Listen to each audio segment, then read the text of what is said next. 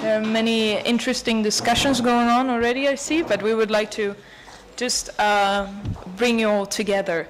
Thank you all for coming. We're here today to discuss a bit on e-commerce. Today about half of all Europeans shop online, but unfortunately on the company side it's a little bit worse.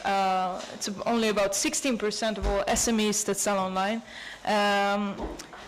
And at the same time, governments start to look at regulation and entering this field, which traditionally e-commerce and internet, of course, has been a very multi-stakeholder process without regulation. And now with new actors and interest, trade interest, this field is changing. Maybe I can first present myself.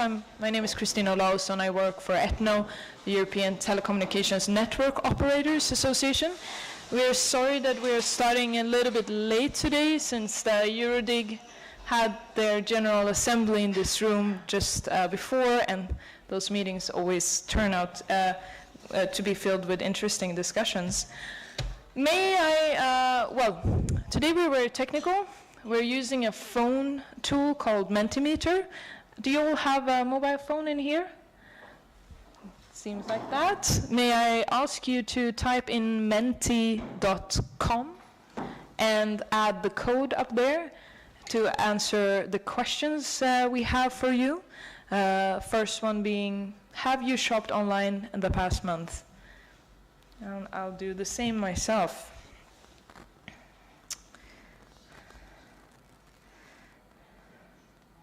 Did you all find the site?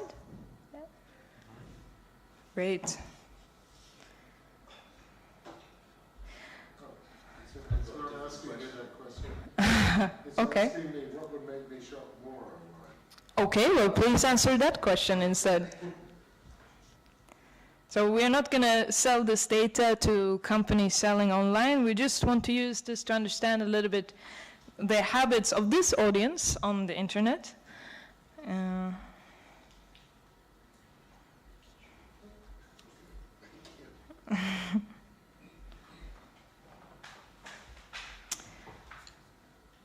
I see. I think there's a technical problem, but let's skip to the next question on the slide.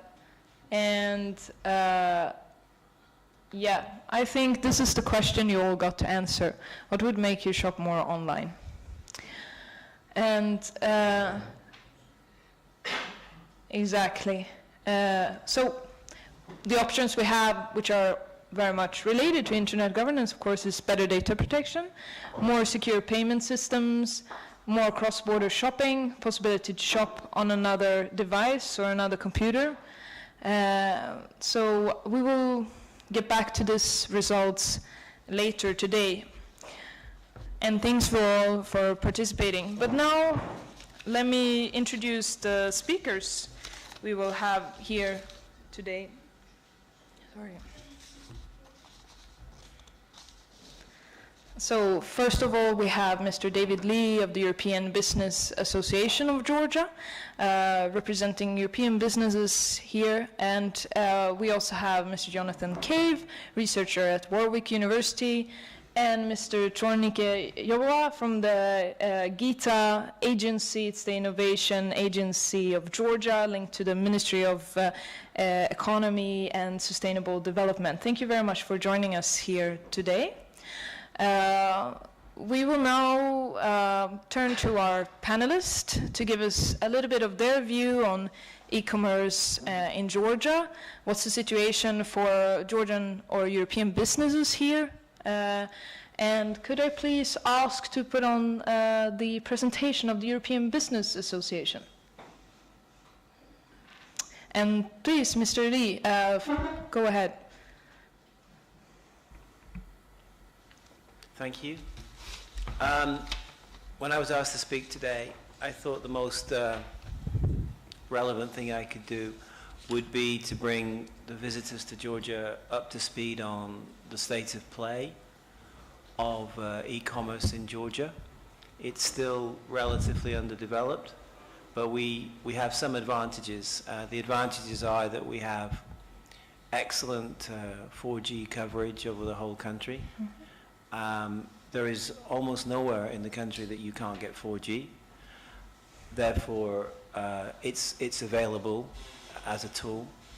The second advantage is that to register a business in Georgia is amongst the easiest places in the world. In fact, it's number 9 in the world, the ease of doing business. So the question is really, why hasn't e-commerce and transactions on the e-commerce taken a bigger step?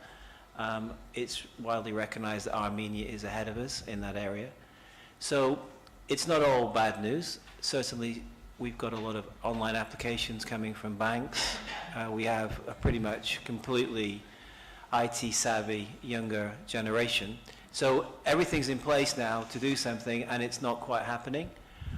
EBA is involved very heavily with startups and with Startup Grind. There's an international organization called Startup Grind. We are one of the countries, Georgia is one of the countries, one of the 3 countries that will be featured in London next week at the Startup Grind meeting. So it's beginning to move. We also have problems with the infrastructure in terms of funding. It's not very easy to get funding for startups in Georgia. So that's another area that needs to be looked at. So I wanted to talk about factual issues then. I just hit this. Okay. So the European Business Association, it's only 10 months old.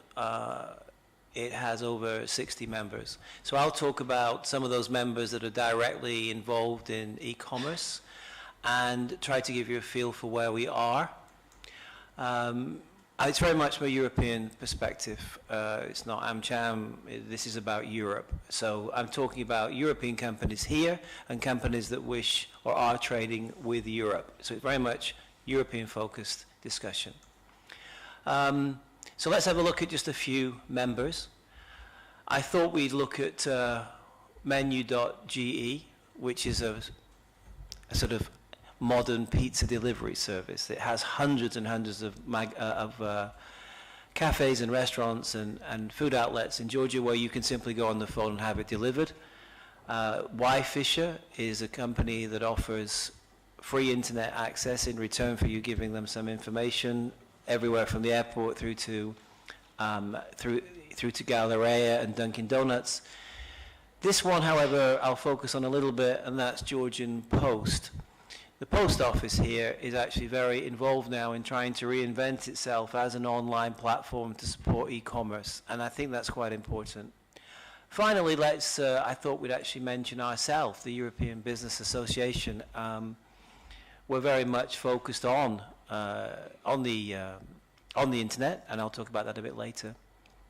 So let's talk a little bit, not about the pure plays like the online food ordering service or the people that give you the free internet and then track your buying habits using the internet. Let's have a look at Georgian Post. Traditional post office, you would think nowhere near the front line of this area, but actually they are completely changing their business. They have a completely new strategic plan, and the plan is about delivering products purchased through the e-commerce to Georgia and the other way around. So the post office itself is going to support your ability to sell online or buy online from Georgia to anywhere in the world, but particularly to Europe. They've already developed the product name and concept. It's called Maleo. And it allows you that very practical problem in countries like this. If you do buy online, how do you get the products to Georgia? What is the payment system that you will use? And although in most countries that you're probably from in Europe, this is something you don't even think about, it is an issue in Georgia. You know, how do you get it delivered? How does it go through customs? How do you make a payment system? How do you go online? So I think it really does reflect a determination of companies like Georgian Post to get involved in this. The sort of things you need to think about, you know, the delivery options, the insurance, the price calculations, worldwide delivery, declaration services, track and trace, all of that doesn't really exist for any company today that's in Georgia. It works within the country, but not to export. And it's the same when you go the other way. Okay, let's just have a look then, I thought, very practically at some of these members that we've got and ourselves. So We are the social media impact market leader after 10 months. It doesn't sound like very many people, like 13,000, but in a country like Georgia, that's English-speaking people who are interested in Europe. To put it in perspective, I think AmCham have 5,000. Other associations are down in the low 2,000s. So we're growing at 1,000 a month right now. So we focus on this. You can join our organization online.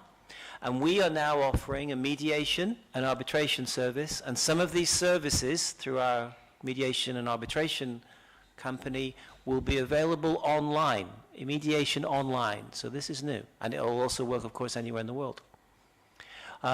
We have training services, and I wanted to focus a little bit on the right-hand company there.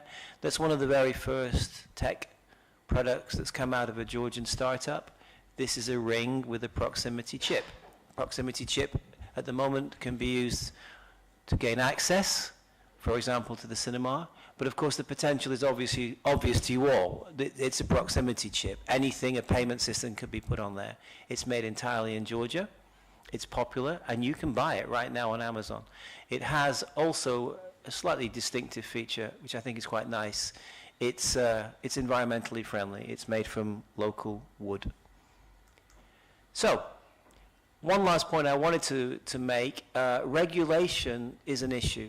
Georgia is really struggling with this. A lot of the post-Soviet states that didn't get absorbed very quickly into Europe are faced with the choice, do we go with Russia?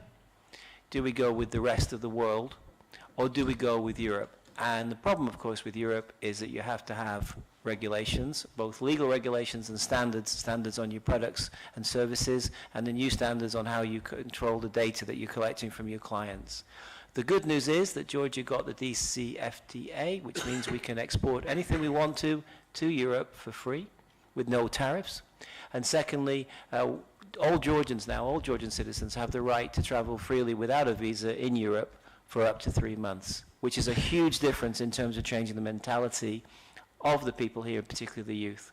So I think it's a country that is on the first step of embracing e-commerce, but we're not nowhere. You know, we have started, and some of our big institutions are looking at this very seriously.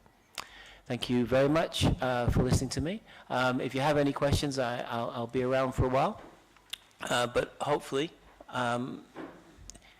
when you come here again in 5 or 10 years' time, whenever it will be on your cycle, this will be one of the leaders, not only here in this region, but in the world. Thanks so much. Thank you so much, Mr. Lee. And as indeed you said, you have to leave a little bit earlier, but if not here, then I'm sure we can connect with you via your successful social media channels or on the internet as well. Thank you. May I now turn to Mr. Tonike Yobava from GITA, which is the Georgian Innovation and Technology Agency. You're project manager for broadband and development, and we'll be intrigued to hear about Georgian businesses and e-commerce. Thank you. Can I have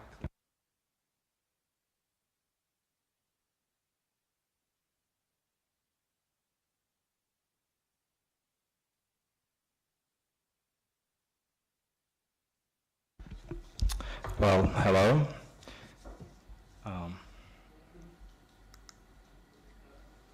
What's going on?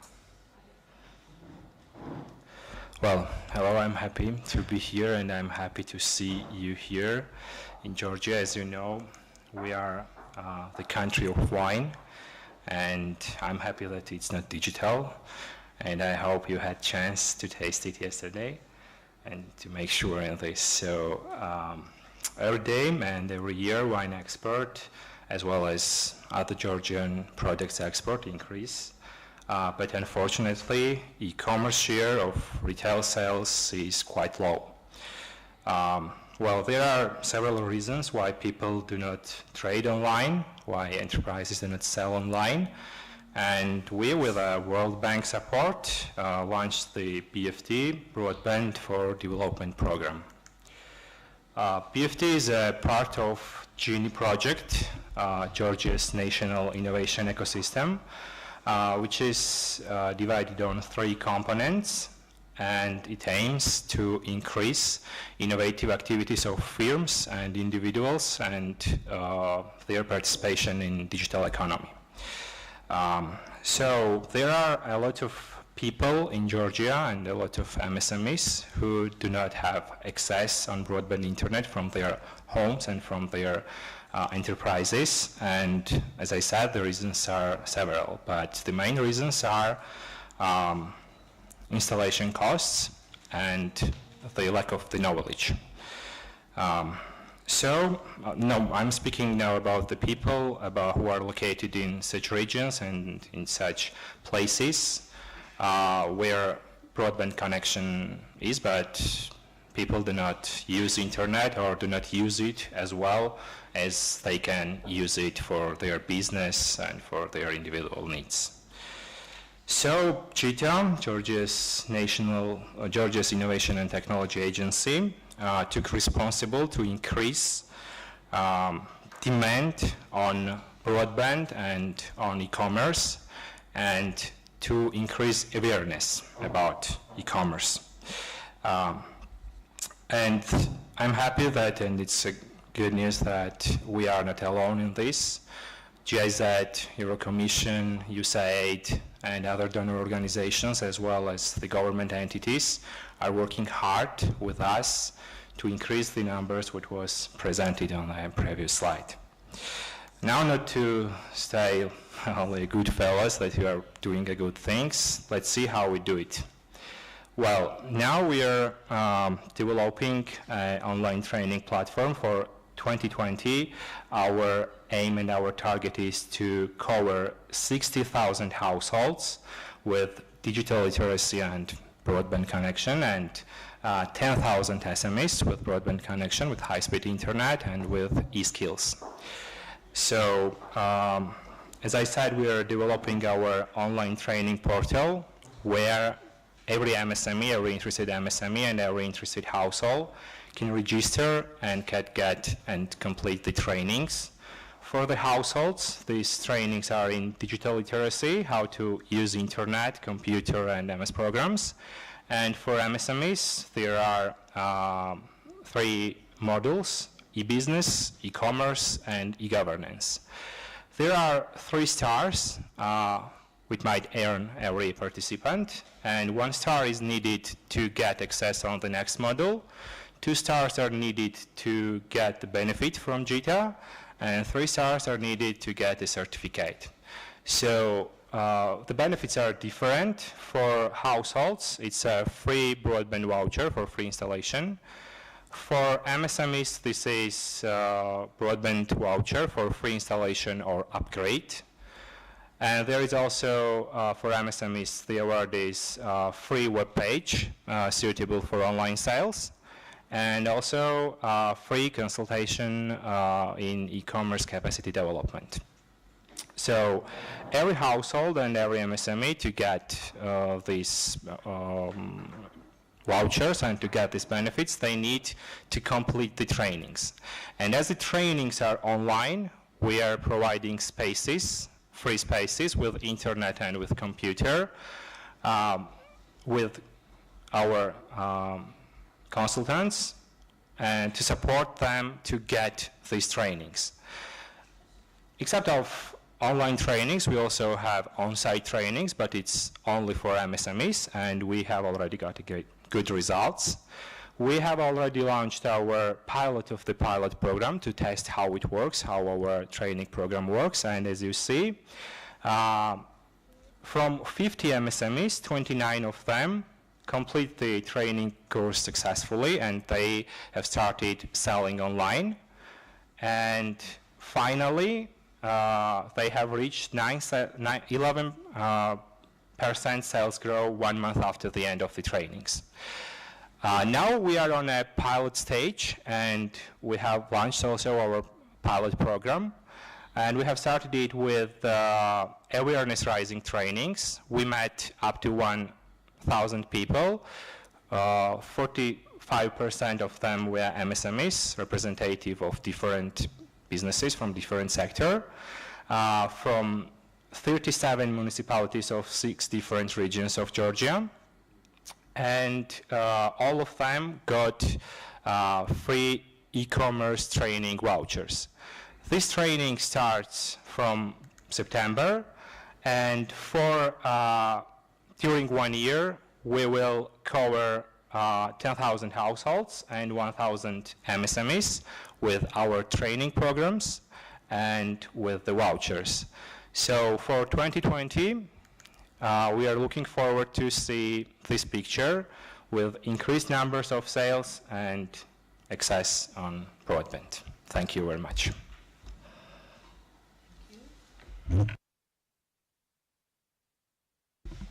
Yeah, thanks for the interesting presentation. And indeed, when you look at the Eastern European region, while there is a gap to Western and North Europe when it comes to e-commerce, many Eastern European countries are having a much larger growth rate. So there seems to be a pattern of catching up with the Western ones. But as I said in the beginning, of course, the growth of e-commerce and trade on the internet also creates bigger interest from governments in this field, and also with regards to how to address certain issues created in trade online, data protection, etc. And there has been efforts last year to start negotiations at the WTO, the World Trade Organization, on e-commerce rules, which came to a standstill as there's a gap between different regions in the world on how to address this. Another aspect is that these discussions are not so open to companies who are the ones that will apply these rules. And now, therefore, I would like to turn to Mr. Jonathan Cave on your perspective on multi-stakeholder processes when it comes to e-commerce, also with an international outlook. So, please, thank you. And now...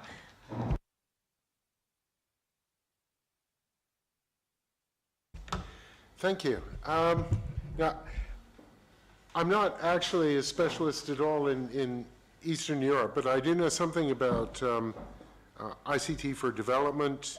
And in fact, one of my first projects for the EU was back in the days of DG1A, the FAR program, looking at posts and telecoms liberalization projects in all the, what were then called the new accession states. And my 4 particular countries were Bulgaria, Romania, Slovenia, and Hungary. And particularly from the Romanian perspective, I understand the unique role that posts play, not just in terms of being able to provide a physical analog to a network, but in terms of socioeconomic aspects. In particular, they were the major employer of young women, which binds communities together in a particular way. And also their competitive position vis-a-vis the rest of Europe, because at the time, Rompost handled most of the package traffic within Europe, much to the annoyance of the Germans, because packages got sent through Romania. But we also learned some of the bad effects of these liberalizations. For example, Romtelecom was privatized by being sold to OTE, the Greek operator, which was at that time still owned by the Greek government and is still largely controlled by it. And what OTE did was to come in and there were 2 bits of the infrastructure, the capital. One was the human capital, the people in their networks, and the other was the physical infrastructure, which was the wires and so on.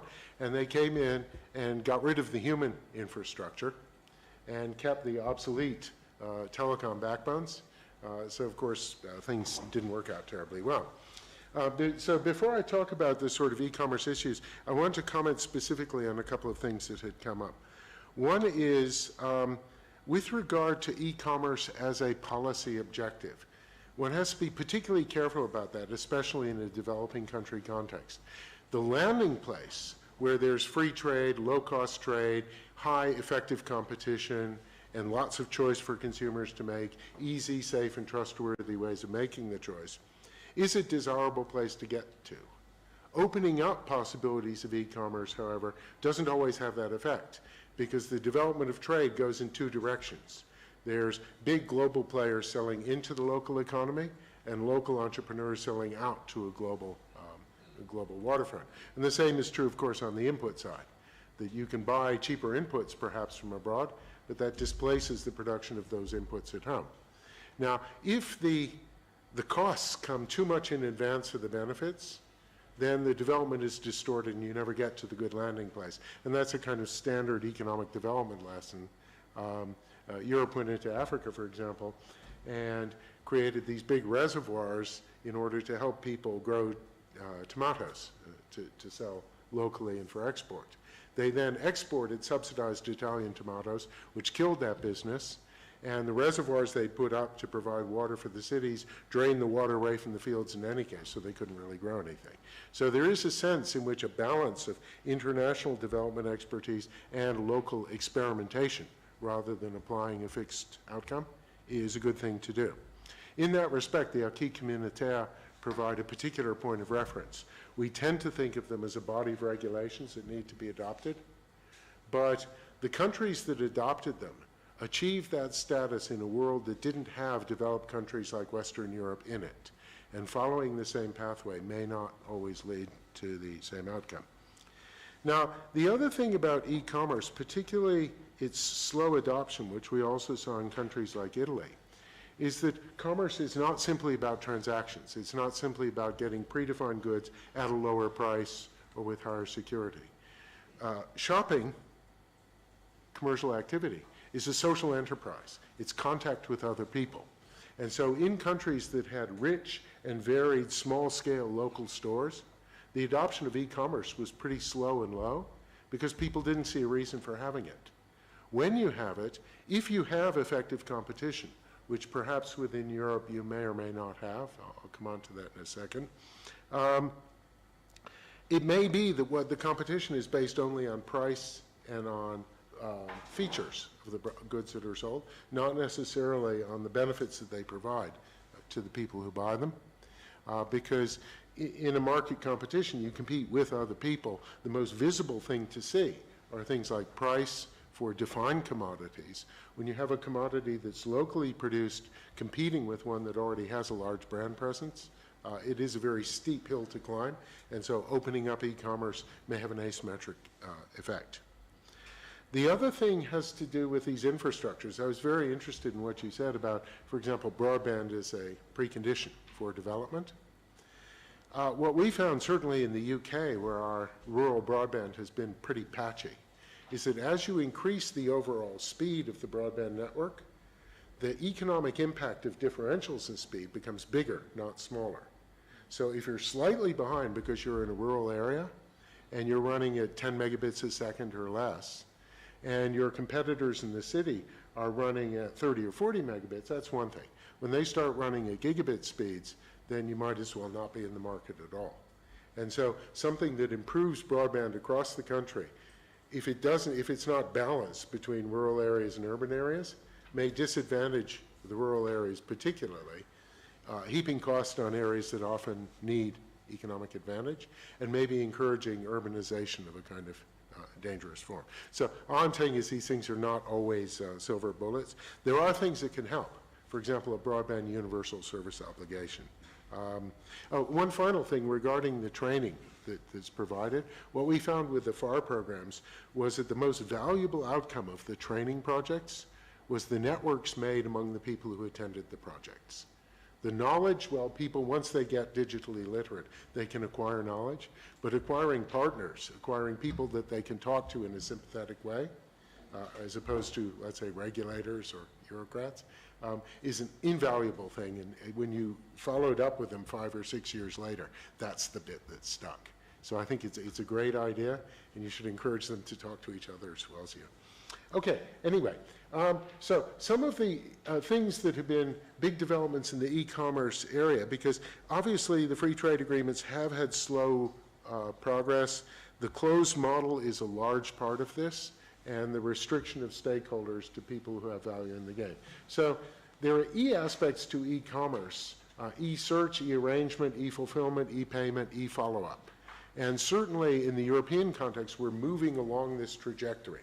It's one thing to be able to look online for goods and buy them. Not all of them can be delivered online, but very often having a traceable connection to the person who sold you something is what allows the market to work. Because if goods are not of high quality, if they're not reliable, you want market forces to be able to kill those goods off or encourage the people who make them to make their goods better. But if you can't trace back to who those people are, then that mechanism doesn't work. It works in local economies because you know the faces of the people who sell you things. And it works in larger economies because of the laws and regulations about, for example, traceability, which is not just about, let's say, trade settlement arrangements. Now, it's also that, so for example, the preparatory data for the session talked about E versus non-E channels. And I think we can see from that breadth, and everyone will know from their own experience, that that separation is probably an unhelpful separation. That what we found in the EcoSearch project, for example, which was about the energy labeling of appliances sold online, was that people made up their minds by searching online, even when they had to go into the stores to buy the objects, like washing machines and so on. And so if you had a label on the washing machine that said how much energy it used, it was too late. By the time they came into the store, they'd already decided what they were going to want to buy. So these channels have different effects, and if you emphasize e-commerce and sort of forget about commerce, or the balance between e-commerce and commerce, I mean, one of the big threats to brick and mortar stores is that people search online and come into the store only to buy the thing that they want, so that the store just becomes a kind of passive delivery mechanism for online retailers. Now, one particular element of this, however, is payment systems. And here, the developed economies have not had the most rapid development. I mean, one of the particular things is NFC payments via mobile phones, where it's Africa that leads the way, in part because of the weakness of the financial system. So many people not banked, lack of ATMs, rapidly inflating currencies. So M-Pesa became a sort of killer app for mobile phones to drive forward commerce, and to drive it forward at a way which is local. The local acceptance of a means of payment binds people together. Because one of the things that's really destructive is if you open up markets globally, and a diversified local market where people depend on each other for, you know, I grow meat, you grow vegetables, you make clothes, and so on. We have a multilateral pattern of trade. If we all start producing the same thing for global markets, then we stop being friends and community members and become competitors. And we saw this in Egypt, for example, when they built the high dam, and everyone started growing sugar for world markets. And they did intensive agriculture, and everything kind of fell apart. So payment systems really matter, in particular on online payment systems. They should be trustable, but not infinitely trustable, because that leads to abuse. It should be possible to repudiate mistakes. I won't go through the details of these things. Among the things that are important, however, is taxation. If there is value being created in any economy, it's important, particularly in an internet economy where some people get ahead very quickly. You know, a few firms come to dominate because of the network effects. It's important to be able to rebalance that because it's value created by the whole economy of the country. It shouldn't be captured by one little part of it. So the links through to taxation and also consumer protection and competition, which are sort of opposite sides of the same coin, these are things that really have to be preserved. And if industry has too much of a hand in driving the deployment of e-commerce and developing regulations for it, that benefit of development may be lost. Another thing is that a lot of commerce transactions are not monetized. They don't have anything to do with money. And sometimes they're being forced back to that level. So there's been a huge growth in what are called local currencies. So if I have a small area and I open it up to markets, one of the problems is that the economic value that's created locally is taken away to elsewhere. If I have a local currency, it may be a monetized currency like the Bristol pound, it may be a time currency, or it may just be a reciprocal social relationship. That benefit stays where it was generated. And that can help to raise the general level rather than creating more inequality. And these things are all tied up with these transactional payment systems. Two things I want to briefly to mention under that are sort of subtopics. The first is that payment systems are used by all kinds of commerce, not just specific ones. So they can be particularly useful for regulation. An example of this was that we were talking about earlier. In the UK, they wanted to regulate under children's access to online pornography. And you can't really do that within a nation state because most of the pornography came in over platforms that are global from other European and other countries. So you can't actually force the people who run those websites to have age verification. So what was their solution? To make the payment services providers liable. So if my website is used for distributing pornography without these protections, then Visa is required to take services away from everything on my website. Now all of a sudden, you have something that works quite well, and that's because of the particular importance and ease of analysis of payment systems. The other thing to mention is cryptocurrencies and digital currencies. I've talked about local currencies. The thing about cryptocurrencies is that there are different government positions with respect to them. Some governments accept Bitcoin as legal tender. Some governments are issuing their own Bitcoin, and other governments, like in the US, the Minneapolis Federal Reserve and the Bank of England, have endorsed the principle of distributed ledgers for payment systems, but haven't yet adopted them. So, okay, so I've talked about distributed cryptocurrencies, but more than that are distributed ledgers. Another problem in developing country contexts is keeping adequate records that can be trusted. And distributed ledgers or blockchain technologies can be used to keep these sort of common references without needing to create or reinforce a bureaucratic, costly, and slow infrastructure of reporting. And this has happened with a lot of things like business registrations, like student registrations, all kinds of things. But in particular, because if it's a blockchain, you can observe the history of transactions and you can effectively enforce long-term relationships. So it could be something very good. I've gone on quite a lot. One thing I wanted to talk about that's important in a European context, however, is geographic discrimination. When you buy things online, you may be buying from people in other countries. Now, to a certain extent, European law is very peculiar about this because it imposes something called the country of origin principle.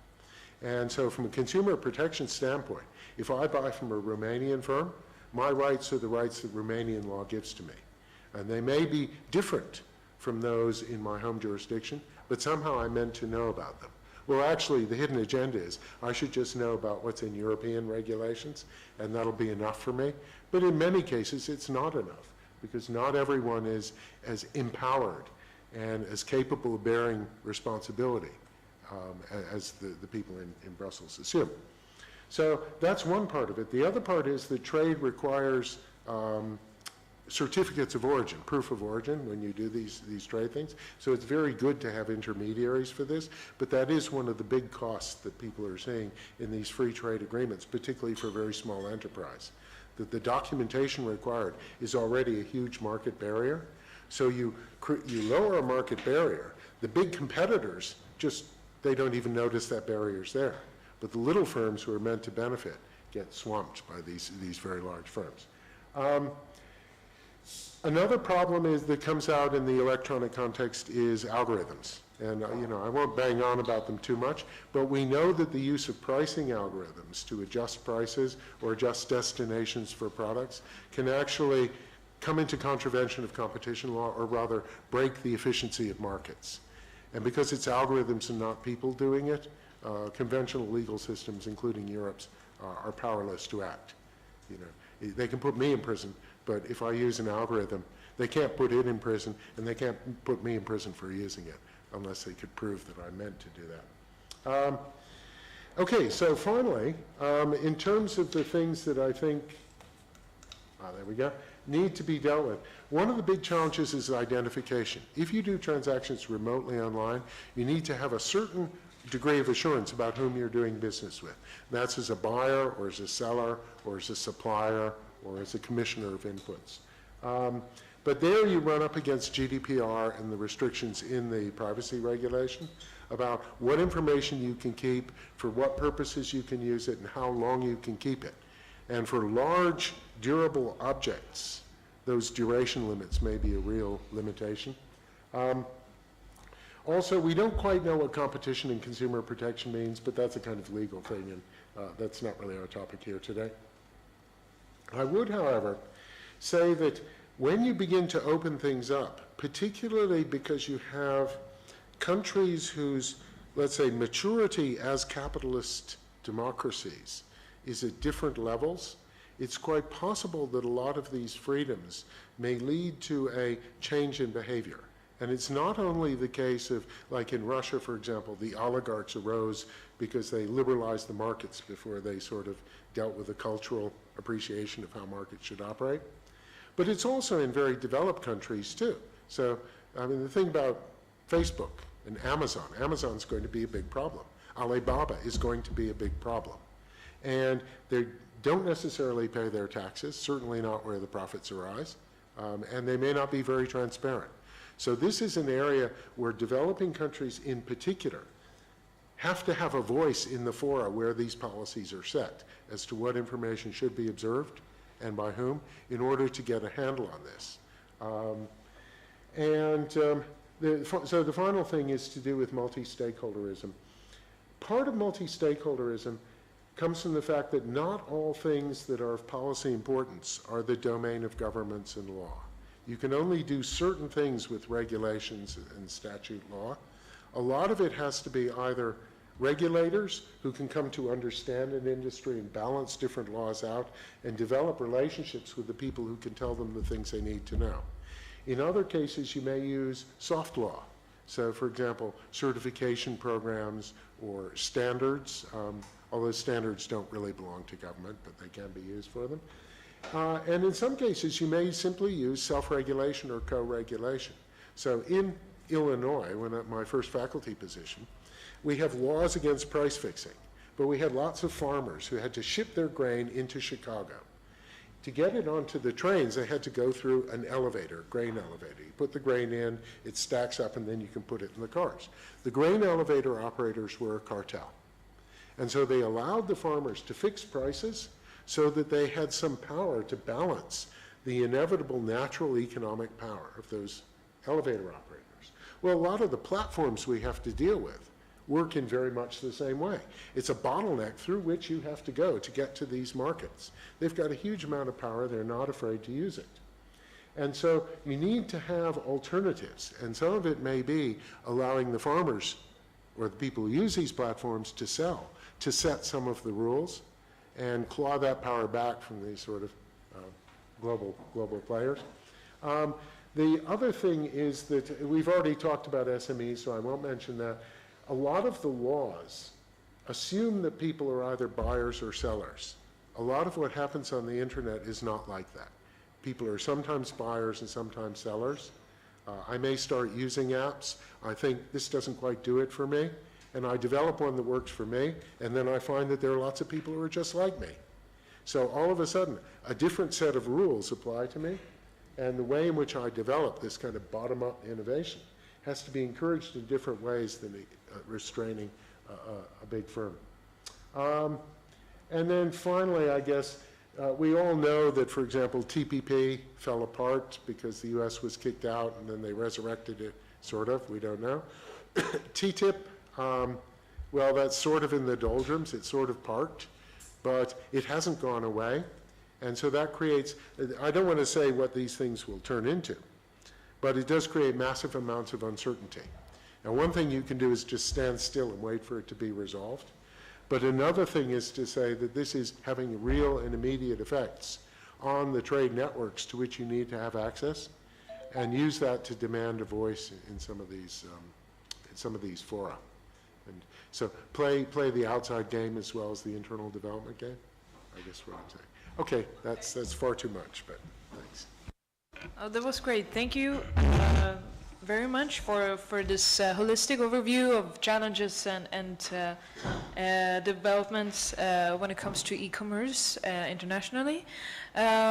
First, before we start the discussions, since we are quite few here, I wonder if we could all introduce each other to each other around the table before we start the discussions.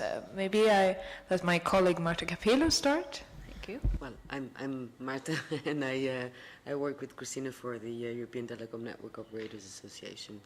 Hi all.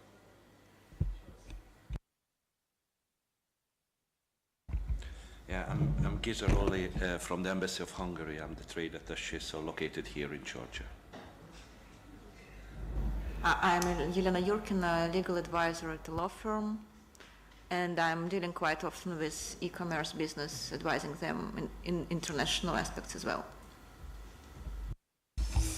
I'm Michael Tunks. I'm from a charity called the Internet Watch Foundation.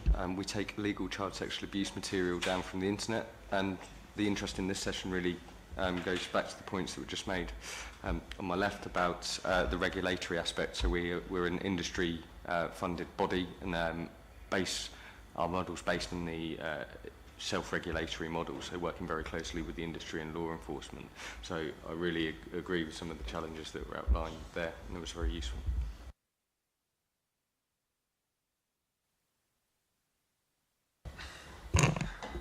My name is Malchaz Nikolashvili. I work for Deloitte. My research interest is in e-commerce. I did my PhD there. I also own and operate several e-commerce websites, businesses. Great. We have a lot of different perspectives around the table, I hear. So maybe if I may start with a question to our panelists, and online moderation is welcome to fit in when they want to, if there's any questions. From Gita's perspective, how do you advocate the interest of Georgia and the companies you work with and the startups with regards to the problems you have? What I identified from your presentation was very much focus on e-skills, but also the infrastructure. So I guess that would be two different channels to address, but if you could tell us a little bit more about how you raise these issues, and maybe in which form as well. Well, thanks for the question. The main issues and the main problems where we met during these sessions and during these trainings, well, of course, it was about awareness. Tourism growth is too high in Georgia, so every year we have more and more tourists, and that's why guest houses and the people engaged in tourism sector, they see this perspective and they are happy to have these trainings where we help them to register on some tourism platforms. But for those people who are producing some handicrafts, some Georgian food, for example, and people from agriculture, they do not see or they do not image how it can help them, how they sell their products. And that's why I think this is the main challenge for us, to make sure then that it really works, not only for the fields from the tourism sector, but for the businesses from agriculture, from the handicrafts, and from the others. And also the main problem, and Mr. also mentioned this is also a transportation.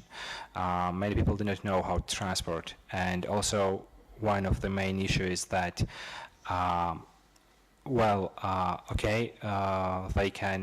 we can teach them how to sell, how to register, how to deliver, but the shipping costs are too high, and Georgian product is not competitive on, for example, on Amazon, because of the shipping costs. And that's why now GIZ with Enterprise of Georgia, they are working on an e-commerce strategy which will be focused on Georgian market, on a specific different businesses.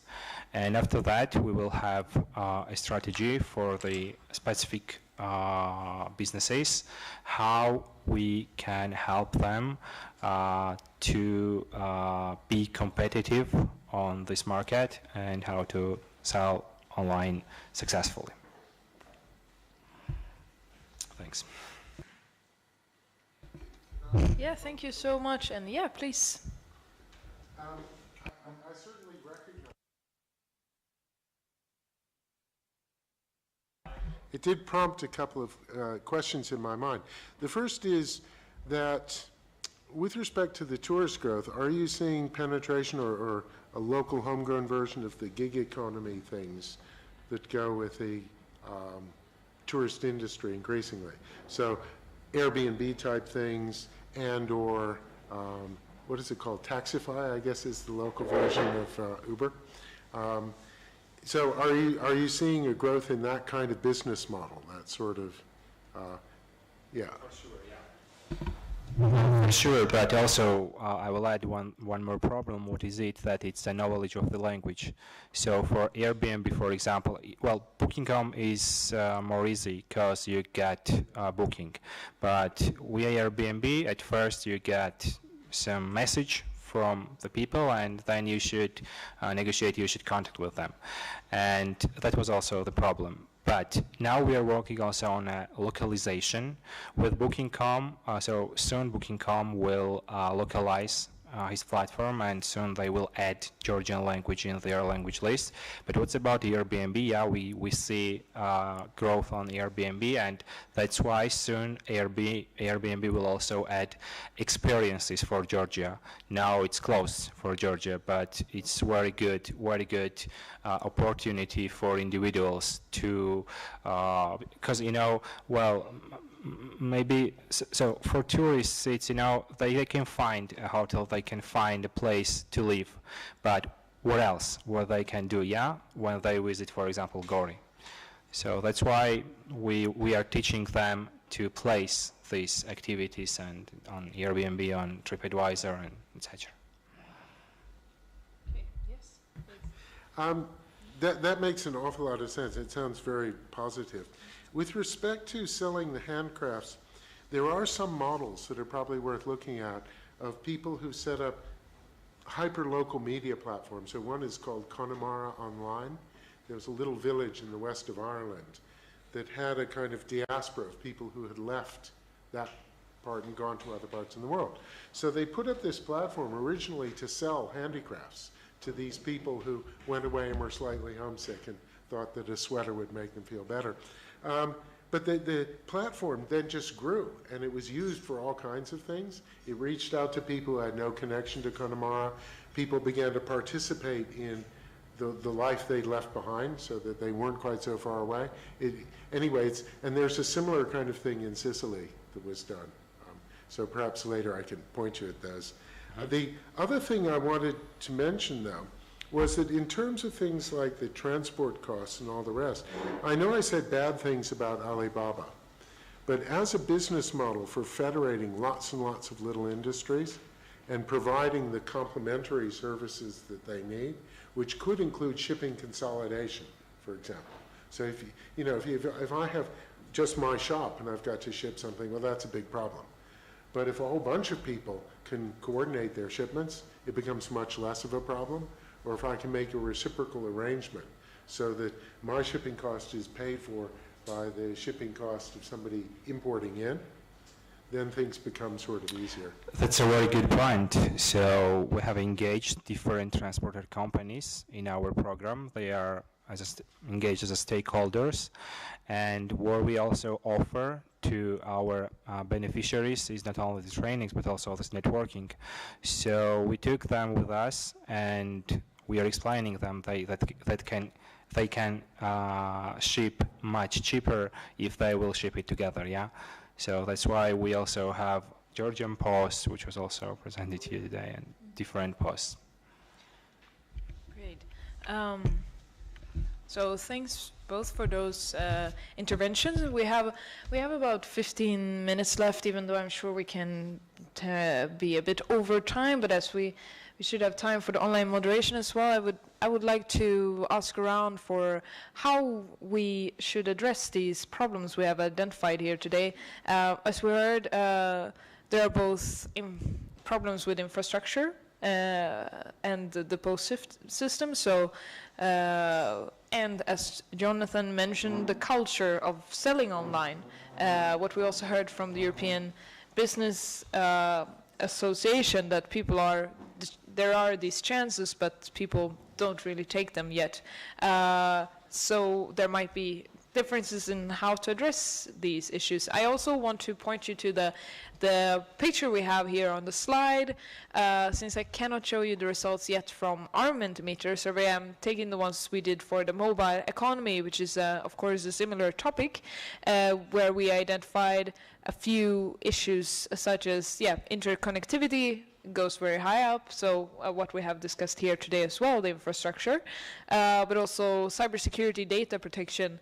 Maybe these issues are more connected to when the commerce actually starts taking place online, and as I gather from you here, the main challenge you have is actually getting to that stage. But if I could open to the panelists to share their views on where should we raise these issues, who are the actors we should talk to.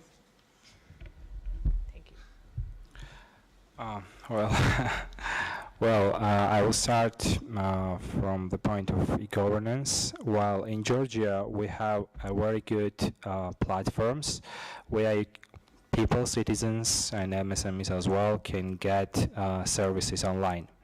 I can say maybe we are in top 10 countries who has a great e-governance services, but the problem is that people do not use it, or very low people use it, and that's why we are working on this demand side, and that's why we are trying to increase this awareness. And of course, infrastructure is a problem. But except of infrastructure, there is a problem of education, problem of awareness, problem of trust, and etc., etc. And how can we address those problems? Well, what we do from our side is we are increasing this awareness. We are teaching them, we are showing them. We have very good examples, and people need to see some examples to believe.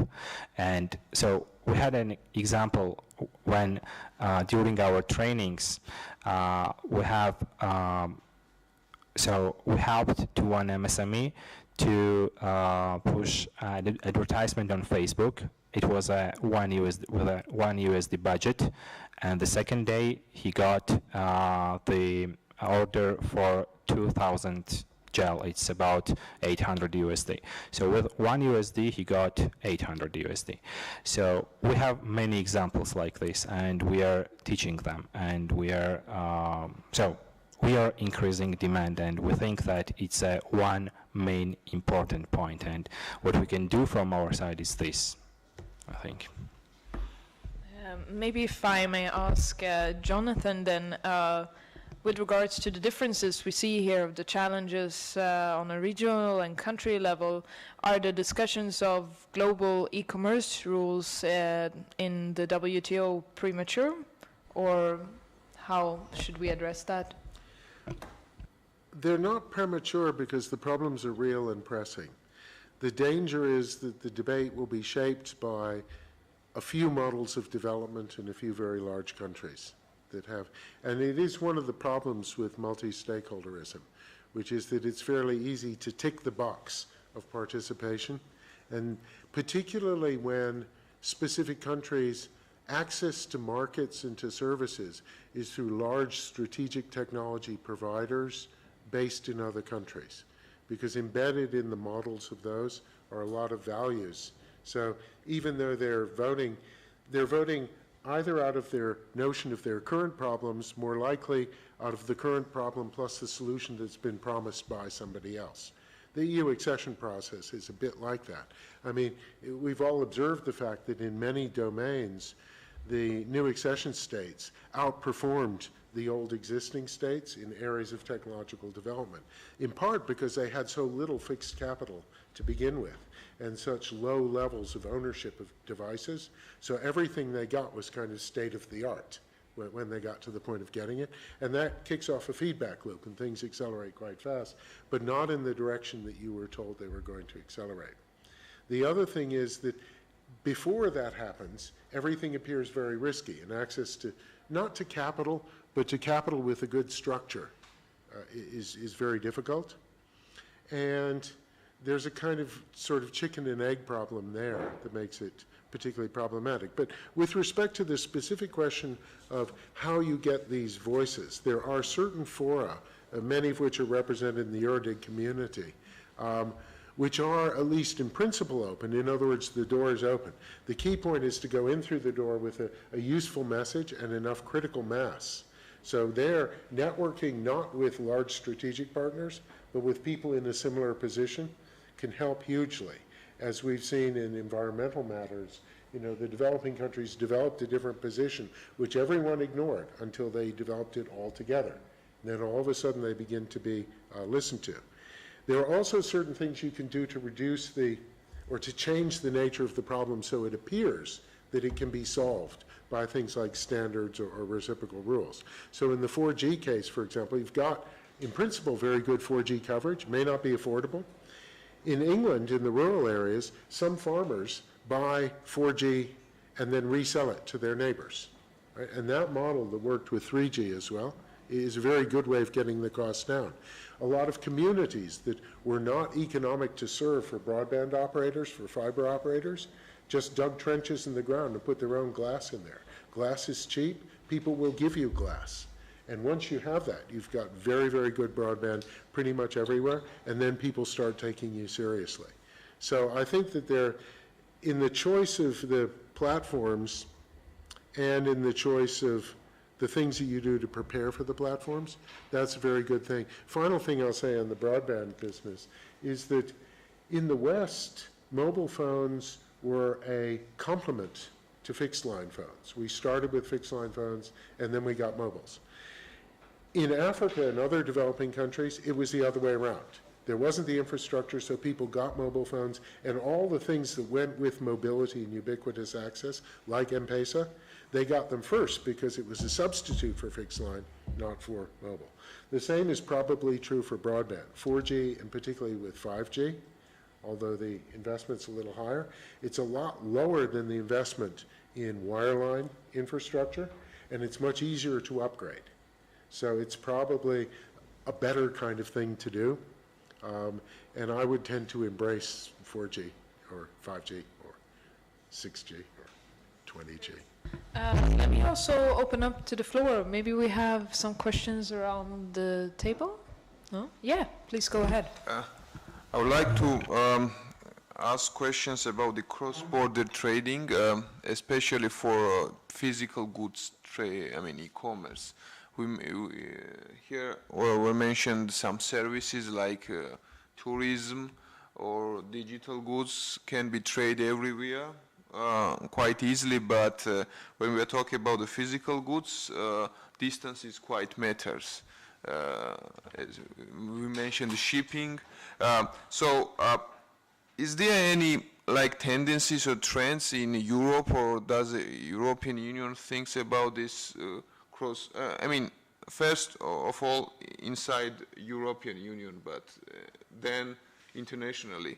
So Chinese experience shows that these shipping costs quite matters.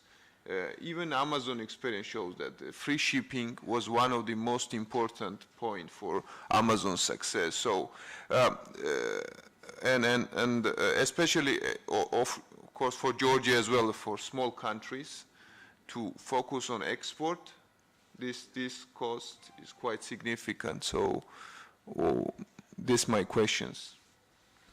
Thank you so much. And just before I open up for answers, if I may ask the gentleman and the lady just joining us in the room, you're very welcome to sit here at the table too. So from my perspective, thinking about Europe, there's obviously the way in which they've tackled that has been through the single market. And single market rules have been designed to remove all barriers, tariff barriers, non-tariff barriers, quotas, regulatory differences to trade within Europe. That doesn't mean that they're committed at all to free trade, as you will undoubtedly have known. That all the barriers they dismantled within Europe, they kind of piled up at the borders of Europe. And so Europe as a whole has been quite protectionist. But even within Europe, despite the fact that it is a single market, when you do it online, geographical discrimination is a really, really big problem. I buy the same goods in Belgium as I buy in Netherlands, and when they see me coming in with a Belgian IP address, all of a sudden the price is different, particularly for things like transport and shipping. Right? These are very heavily, and I know that Oettinger and company I know that the Commission has made good noises about trying to deal with this problem, but nonetheless it's back to people to use VPNs to try to pretend to be in another country to get around it. So they recognize the problem. It's a difficult one, and in certain domains like public procurement, it remains an intractable one where you can't even find the data to see how you just know the experiences of individual firms. So I'm not sure that they have a particular solution to it for physical goods. It's also true that it works more easily for high-value density goods. You know, if one, yeah, right, like high-tech stuff, right, basically. Well, I think we need an Amazon stock in Georgia to cover Caucasus and Black Sea region, and let them think after that how to ship it from Georgia to other countries. Do we have any other questions? Yeah, please go ahead. Thanks a lot, Christina. Question in my personal capacity, picking up on what you were just discussing now. So we've been talking about the interests of the businesses, and I think it's really tricky to balance this with the interests of users as well. When you're talking about EU regulation, we have this consumer protection rules, which are an advantage, of course, for consumers, but also for businesses, because these rules create trust in the market, and if consumers trust, they are taking up the services and using more of the services online because they have certain guarantees. On the other hand, and of course other things that are discussed at EU level, is the localization restrictions of the business, as you just mentioned. On the other hand, from your couple of interventions, I understood that it is also important to allow the business to tailor a bit what they want to do. So I have a certain product is more efficient if I use this model, like more local market, or if I have another product, it can be more interesting for me to go to the broader market. So how can we have these rules that have been proposed and discussed against localization restrictions, or this called this geo-blocking? In the end, didn't go very far, but this is an ongoing debate that is not ending here. And on the other hand, balance the interests of the businesses and also the freedom to have business wherever I want, and do not have to face like litigation costs of consumer protection of the country of destination if that becomes a rule as well. How do you see this balance, user, business? Thank you. Before I came to Europe, I was a regulator for the U.S. Federal Trade Commission. And upstairs were the antitrust people, and we were the consumer protection people, and we were downstairs. And we were always, you know, you can't, an empowered consumer, a protected consumer, will force firms to compete, and that benefits the consumers. And if firms compete, then you don't need quite so much consumer protection as long as consumers are informed and know what's going on. So in this particular case, the localization issue is very important because from the Brussels perspective of the EU, difference is bad. They want a single market, and particularly in networked markets, that means a few large players. And it's okay because they'll be registered and paying taxes and employing people in lots of countries, but they're still large firms. And it's an inevitable consequence of having an industry with network externalities. From the member states, it's not quite so clear, and what one would like to see, ideally, is comparative advantage. You'd like to see some degree of specialization and localization because that's an efficient thing to do from an economic perspective. But it's hard to evaluate because then you can only say that this firm is profitable in this country its products wouldn't make so much if sold in the other country, so it's okay that they have different ones. But that assumes that the customers sort of live in the same place as the firms do. And comparative advantage plays out very differently if the customers come from all over the place, because when they pick something and they think this is what we want, all of a sudden you have a monopolist and everyone else is out of business. So that it's between the dynamism of competition and the instability of too much competition that frightens the regulators. The other thing is that if you think about economic models, like a hoteling type of model where distance matters, you expect a degree of differentiation. So in that sense, the fair competition regulation works against efficient competition. And I've always thought competition was a means to an end, and that was sort of better products that are affordable, match what people need. But the final thing I'll say is in terms of the freedom to open up a business everywhere, for large businesses, the Commission sort of understands that, and one of the new significant developments is something called the once only principle, that if you submit your information to a government anywhere, then that information about, for example, your business registration, your employees, your tax status, all of that, whether you're bankrupt, should be available to any other government anywhere else, and you shouldn't have to be asked for it, let alone ask for it in a particular certificated form signed by this person in this office, if you were opening in Italy, for example. And so that the European once-only principle, which is beginning to be recognized, can really, really help, I think, with opening this up, because a lot of the barriers are just procedural barriers, and as I said before, they hit small businesses much more than big businesses, because a big business can always make a deal with a local subsidiary as a partner and just jump over that barrier. Okay, it's almost past. I don't know how our remote moderators are doing. No. Are we ready for the messages, or do we have a few more minutes? Maybe we just see if there's any last questions from the floor to our panelists or for the room. No? Okay. Then please go ahead. And sorry that I didn't present our two colleagues, Jana and Bertrand, who are helping us today. So please go ahead, Jana. Thank you, Christina. So there are 4 messages that I will read out now. Also, if you agree with them or disagree with them, please say it. And if you think that something else should be added, then yes, we should definitely do that.